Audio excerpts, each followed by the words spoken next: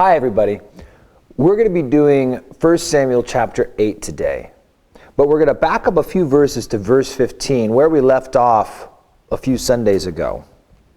And Samuel judged Israel all the days of his life. He went from year to year on a circuit to Bethel, Gilgal, and Mizpah, and judged Israel in all those places. But he always returned to Ramah, for his home was there. There he judged Israel, and there he built an altar to the Lord. So, in many ways, Samuel may have been the first circuit rider. Circuit riders was something we saw back in the Great Awakening.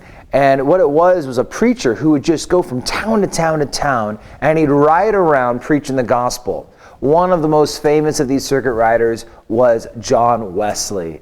He was the originator of the Methodist Church and Methodism. His brother Charles, did I say Charles? Well, John Wesley did that. Charles is the one who wrote hundreds of hymns. I've got a hymn book with probably 800 of his hymns in it. Great stuff. John Wesley traveled 250,000 miles on horseback, and he preached over 40,000 sermons during this time. So it's pretty intense, but that's what I'm imagining Samuel was doing during his time as judge. He would go around as a spiritual leader and as a judge over the people, and he'd just ride from town to town. Now, about 20 to 25 years goes by between chapter 7 and 8. And so in chapter 8 it says, Now when it came to pass when Samuel was old, that he made his sons judges over Israel. The name of his firstborn was Joel, and the name of his second was Abijah, and they were judges in Beersheba. So Joel, or Joel, that would be Jehovah. El is God. So Jehovah is God. And then you've got Abijah, and Abi is Father, and Jah is Yah. And sometime in the Psalms, you'll actually see Yah as a shortened form of Yahweh. So, my Father is God, Jehovah is God. These are the names that he gave his sons. But it says his sons did not walk after his ways in verse 3. And they turned aside after dishonest gain. They took bribes and perverted justice. You know, it's sad when godly people have kids that don't turn out the same way. And, you know, we could speculate all day. Was this Samuel's fault?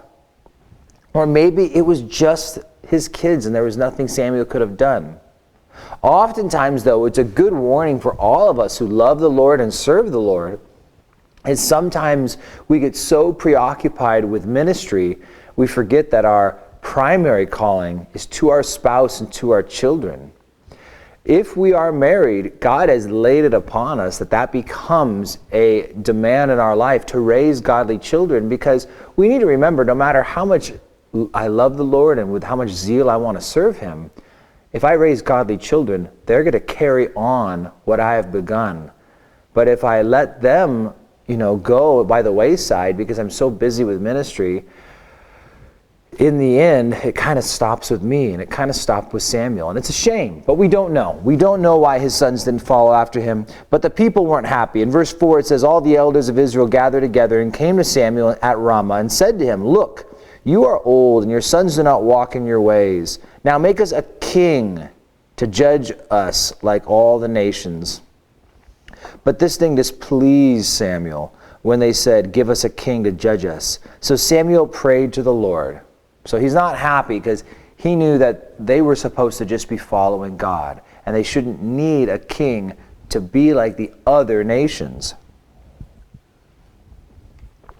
Verse 7, the Lord said to Samuel, Heed the voice of the people in all they say to you, for they have not rejected you, but they have rejected me, that I should not reign over them. And that's what it got down to, is the people were supposed to have God reign over them, but they wanted to be like everyone else. And sometimes we are faced with that challenge. Do you want to live your life with God reigning over you? Or do you want to be like everyone else? You see the people at work. You see other people in your family. You see people from other churches maybe. And you think, why can't I just live like them? I mean, they're still going to church, or they still say they're Christians, yet they don't live the same way. I have all these restrictions, or it's so hard or heavy, And when you serve the Lord, it's never hard or heavy if you really know him and you're really being empowered by him. And it's a shame when people want to live their lives serving something other than the Lord.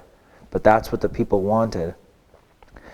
He goes on in verse 8, according to all the works which they have done since the day I brought them out of Egypt, even to this day, with which they have forsaken me and served other gods, so they are doing to you also. Now therefore, heed their voice. However, you shall solemnly forewarn them and show them the behavior of the king who will reign over them. So God says, hey, let them have their way, but make sure they know what they're getting themselves into beforehand. So, verse 10, Samuel told all the words of the Lord to the people and asked them for a king. And so now he just goes down this list. He basically just tells them, in short, they're going to take your sons and they're going to put them over chariots.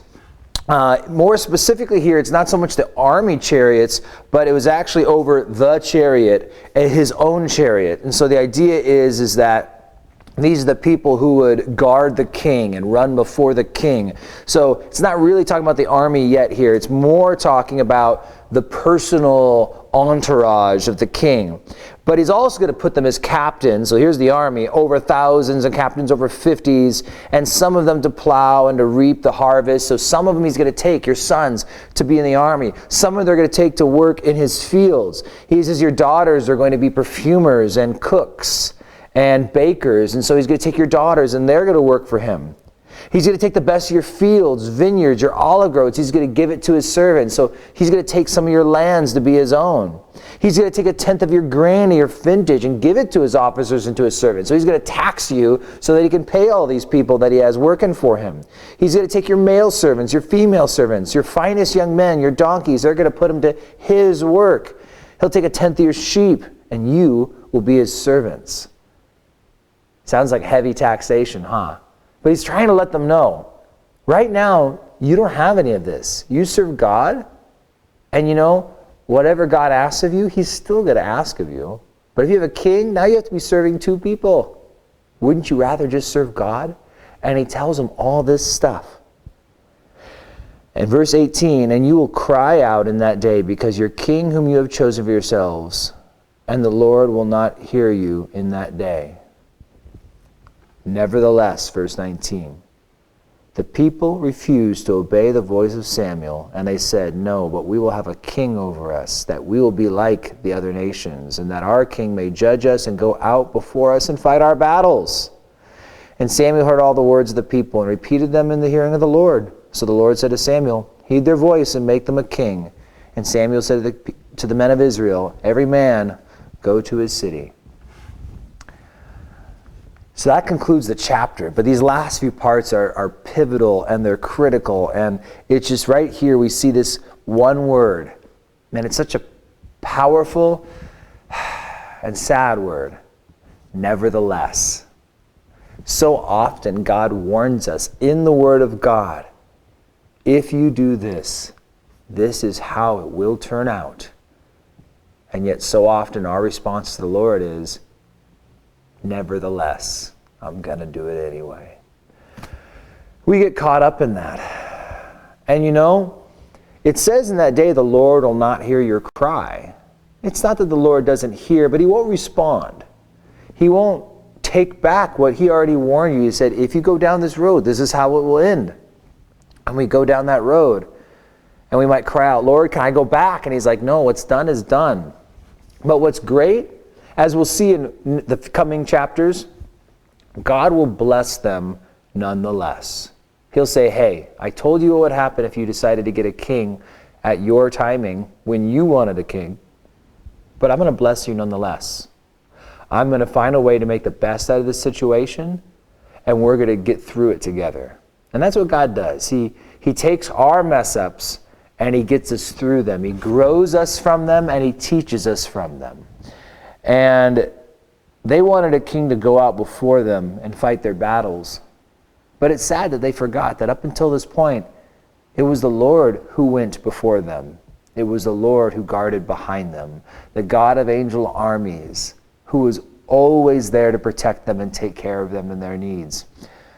But they wanted to put their trust in a man rather than in God. And oftentimes we do too. We have problems and we want to seek a friend or a person or Google before we just go straight to the Lord and say, God, I'm in a situation and I need your help. Or, God, I'm desiring to do something. How do I do it? And you go to the Word of God and you read. Maybe you ask someone who knows the Word real well for counsel. Hey, what does the Word say about this? And you go there and you flip and you read it and you go, okay, this is how it will turn out. And then it's up to you to decide. Am I going to say, Lord, you are wise and I will follow? Or are you going to say, nevertheless? God bless you guys. Tune in tomorrow for the next chapter.